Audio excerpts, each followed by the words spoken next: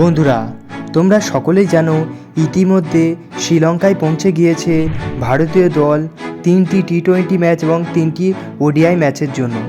এবং আগামীকাল অর্থাৎ 27শে জুলাই থেকেই শুরু হয়ে যাচ্ছে টি-20 ক্রিকেটের ফার্স্ট ম্যাচটি। আর বন্ধুরা, সিরিজটি বেশ গুরুত্বপূর্ণ হতে চলেছে, কারণ আমাদের প্রিয় গৌতম গম্ভীর ভারতীয় দলের ফুল টাইম কোচ হিসাবে প্রথম ডেবিউ করতে চলেছে আগামীকালের ম্যাচটি দিয়ে। এবং তার পাশাপাশি সূর্যকুমার যাদবের টি-20 ক্রিকেটে ক্যাপ্টেনশিপ এরাও শুরু হচ্ছে আগামীকালের ম্যাচটি থেকে। বন্ধুরা, এই ভিডিওতে আমরা দেখে নেব যে আগামীকালের ম্যাচটির জন্য ভারতীয় দলের প্লেয়িং 11 কী হতে চলেছে।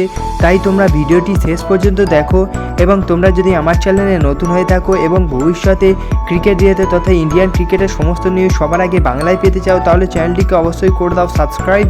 এবং তোমরা যদি টিম ইন্ডিয়ার একজন ডাইহার্ড ফ্যান হয়ে থাকো, তাহলে ভিডিওটিকে অবশ্যই করে দাও একটা লাইক। চলো ভিডিওতে আগে যাওয়া যাক। বন্ধুরা, একদিকে যেখানে ভারতীয় দলের নতুন এরা শুরু হয়েছে গৌতম গম্ভীরের থেকে, তেমনই দুঃখের কারণ রয়েছে আমাদের প্রিয় 3 প্লেয়ার বিরাট কোহলি, রোহিত শর্মা এবং রবীন্দ্র জাদেজা টি-20 ক্রিকেট থেকে অবসর নিয়েছে। তাই বিরাট কোহলি ও রোহিত শর্মা ছাড়া ভারতীয় দলকে খেলতে দেখাটা সত্যি দুঃখজনক। তবে যাই হোক, আমাদেরকে এগিয়ে যেতেই হবে। কিন্তু আরেকটি খুশির খবর আছে যে ওডিআই সিরিজে আমরা 2জন প্লেয়ারকেই দেখতে পাবো ভারতীয় দলের আবার জার্সি গায়ে। যাই হোক বন্ধুরা, এবার আগামীকালের প্লেয়িং 11 ফটাফটভাবে দেখে আনা যাক। এবার সবার প্রথমে ওপেনিং করতে চলেছে যশস্বী জয়সওয়াল এবং শুভমান গিল। হ্যাঁ বন্ধুরা, এই সিরিজটিতে অভিষেক শর্মা থাকলেও এবং জিম্বাবুয়ের বিরুদ্ধে একটা দুরন্ত অর্ধশত রান করেছে অবশ্যই, তবে শুভমান গিল অভিষেক শর্মার আগে দলে চান্স পেতে চলেছে, কারণ জিম্বাবুয়েতে তিনি অধিনায়ক হিসাবে গিয়েছিলেন এবং মোটামুটি ভালো পারফরমেন্সও দিয়েছে। তাই যশস্বী জয়সওয়ালের সাথে শুভমান গিলই জুটি বাঁধতে চলেছে আগামীকালের ম্যাচটিতে। এরপর 3 নম্বরে আমরা খেলতে দেখতে পাবো ঋষভ পান্তকে। হ্যাঁ বন্ধুরা, এবছর বিশ্বকাপের পুরো মরশুম জুড়ে যেখানে বিরাট কোহলি ওপেনিং করেছে, সেই জায়গায় 3 নম্বরে খেলতে দেখা গিয়েছে দিল্লির ঋষভ পান্তকে। এবং আগামীকালের ম্যাচটিতে অবশ্যই ঋষভ পান্তকেই আমরা ফার্স্ট চয়েস কিপার হিসাবে 3 নম্বরে দেখতে পাবো। এরপর 4 নম্বরে আমরা অধিনায়ক সূর্যকুমার যাদবকে খেলতে দেখতে পাবো। সূর্যকুমার যাদব 4 নম্বর স্পটকে একেবারেই পাকাপাকি করে ফেলেছে গত বেশ কিছু বছর ধরে, এবং এই সিরিজটি তার কাছে বেশ গুরুত্বপূর্ণ হতে চলেছে, কারণ এই সিরিজ থেকেই অধিনায়ক হিসাবেই তিনি পদার্পণ করতে চলেছে। এবার 5 নম্বরে খেলতে দেখতে পাওয়া যাবে হার্দিক পান্ডিয়াকে। হার্দিক পান্ডিয়া যেখানে এই সিরিজটিতে ব্রেক নিয়েছিল, তবে গৌতম গম্ভীরের রিকোয়েস্টে তাকে আবার টি-20 দলে সামিল করা হয়েছে, তাই তিনি 5 নম্বরে খেলতে দেখতে পাওয়া যাবে।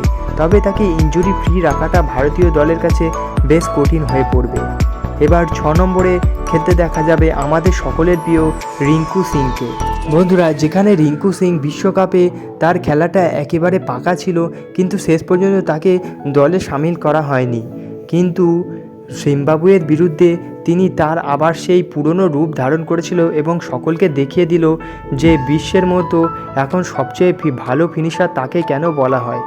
বন্ধুরা, এবার 7 নম্বর এবং 8 নম্বরে আরও 2 অলরাউন্ডার অক্ষর প্যাটেল এবং ওয়াশিংটন সুন্দরকে দেখা যাবে। এবং দুজনের যেহেতু ব্যাট হাতে ভালো পারফরমেন্স করতে পারে এবং বল হাতেও বেশ কম যায় না, তাই ভারতীয় দলের কাছে এটা বেশ ভালো হয়ে গিয়েছে।